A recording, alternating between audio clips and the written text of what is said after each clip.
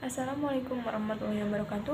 Perkenalkan, nama saya Vera Desriani dengan nomor NPM 2152019 dari Prodi Ilmu Pemerintahan kelas A11. Baiklah, di sini saya akan mempresentasikan dari mata kuliah Teori Demokrasi yang berjudul Budaya Demokrasi. Pengertian budaya demokrasi. Pengertian budaya demokrasi berasal dari kata budi yaitu akal dan daya yaitu berarti kemampuan. Yang berarti kemampuan akal manusia. Jadi, budaya demokrasi adalah kemampuan manusia berupa sikap atau kegiatan menghargai persamaan, kebebasan, dan peraturan. Sedang demokrasi itu berasal dari demos dan kratos, yang artinya rakyat dan pemerintahan. Selanjutnya tentang nilai-nilai demokrasi, penghargaan atas kesamaan. Itu ada dua, yaitu penghargaan atas kebebasan dan penghargaan atas perbedaan. Terus unsur-unsur demokrasi itu satu, itu harus adanya partisipasi masyarakat secara aktif dalam kehidupan bermasyarakat, berbangsa, dan bernegara. Tanpa masyarakat kan tidak mungkin akan terjadi demokrasi. Kedua, adanya pengakuan supremasi hukum. Nah, itu juga perlu. Tiga, adanya pengakuan dan kesamaan antara warga negara. Dan keempat, itu adanya pengakuan akan supremasi sipil dan militer, adanya kebebasan berserikat. Bentuk-bentuk demokrasi. Satu, yaitu sistem parlementer, di mana sistem ini parlemen mempunyai peranan yang sangat penting. Parlemen mempunyai wewenang yang begitu vital dalam menentukan sistem negara. Negara dengan sistem parlemen ini dapat mempunyai presiden dan perdana menterinya. Yang kedua, sistem referendum. Bentuk penyelenggaraan pemerintahan ini melibatkan partisipasi rakyat secara utuh dalam proses pengambilan kebijakan. Pada sistem ini, presiden bekerja sebagai ketua presidium dari 7 anggota badan eksekutif yang bertindak sebagai kepala negara dan kepala pemerintahan. Dan yang selanjutnya itu sistem presidensial atau sistem presidensial. Sistem ini yaitu sistem yang pemerintahannya di mana kepala pemerintahan dipegang oleh presiden dan tidak mempunyai tanggung jawab terhadap parlementer atau yang disebut dengan legislatif. Macam-macam demokrasi yang pernah ada di Indonesia. Satu, itu demokrasi liberal. Demokrasi ini sering disebut dengan demokrasi parlementer, dilaksanakan setelah keluarnya Maklumat Pemerintahan Nomor 14 November. Menteri bertanggung jawab kepada parlemen. Yang selanjutnya itu demokrasi terpimpin. Pada sistem ini berlaku sejak dikeluarkannya Dekret Presiden 5 Juli dalam demokrasi terpimpin. Ini menggunakan sistem presidensial. Selanjutnya itu demokrasi Pancasila. Demokrasi Pancasila berlaku semenjak Orde Baru. Demokrasi Pancasila dijiwai dan disemangati dan didasari nilai-nilai Pancasila, yaitu yang mempunyai beberapa aspek dan beberapa aspeknya yaitu aspek formal, aspek material, aspek kaidah atau normatif, aspek tujuan, aspek organisasi, dan yang terakhir aspek semangat atau kejiwaan.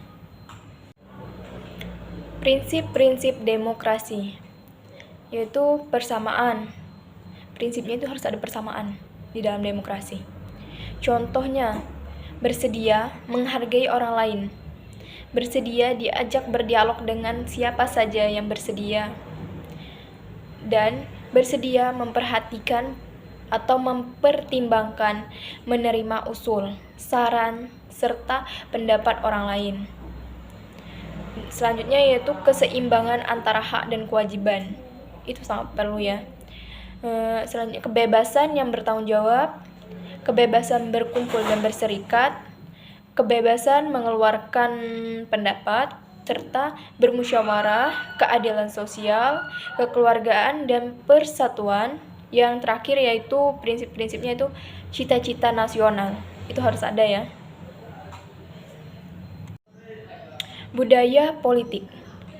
Politik berasal dari bahasa Yunani yang artinya itu polisteia, yang berarti polis yaitu kota, negara atau negara kota.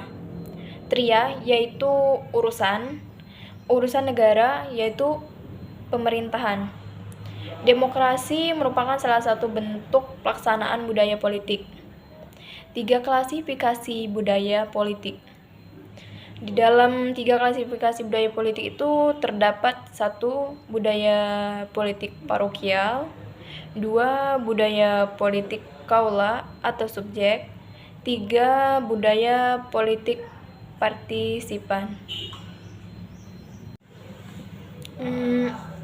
Tipologi kepemimpinan politik yang berdasarkan proses yaitu kepemimpinan demokrasi dan kepemimpinan diktatur, yaitu berdasarkan hasil proses, kepemimpinan ekstrim, dan kepemimpinan moderat.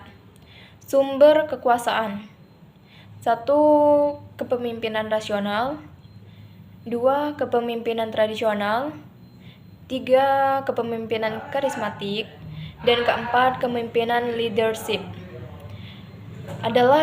Kepemimpinan leadership adalah kemampuan dan kepribadian seseorang dalam memengaruhi serta membujuk pihak lain agar melakukan tindakan pencapaian tujuan bersama. Itulah beberapa tipologi kepemimpinan politik. Gaya dalam kepemimpinan pemerintahan.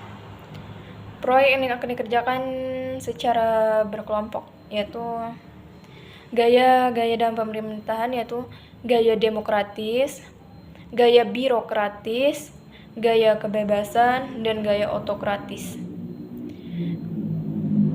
Good government dan clean government.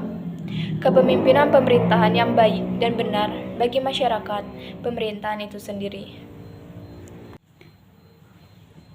Pentingnya pemimpin politik. Pemimpin politik itu harus seseorang yang mempunyai iman, karena pemimpin yang beriman mempunyai perilaku pemimpin yang percaya dan takwa kepada Tuhan Yang Maha Esa.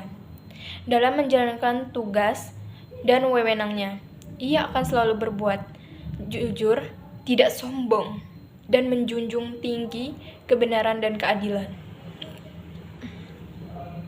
Pentingnya pemimpin politik. Selanjutnya itu pemimpin yang bermoral.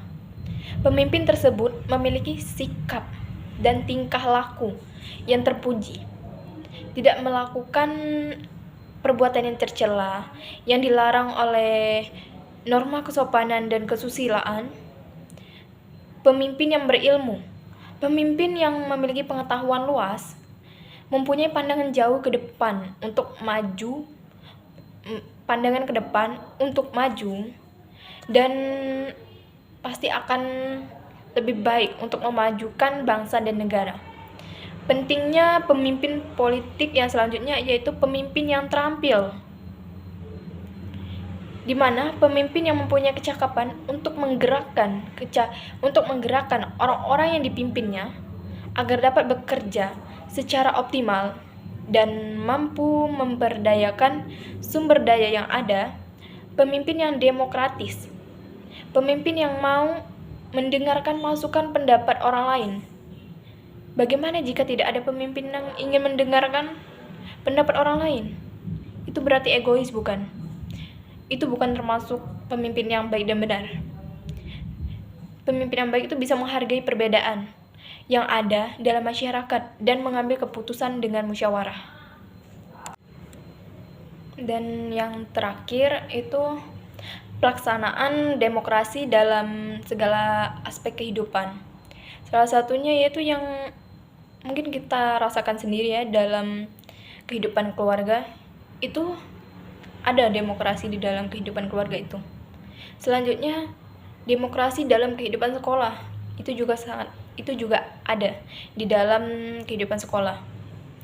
Demokrasi kehidupan masyarakat. Serta selanjutnya yaitu demokrasi dalam kehidupan bangsa dan negara. Itu sudah jelas ya. Pasti ada demokrasi di dalam kehidupan bangsa dan negara.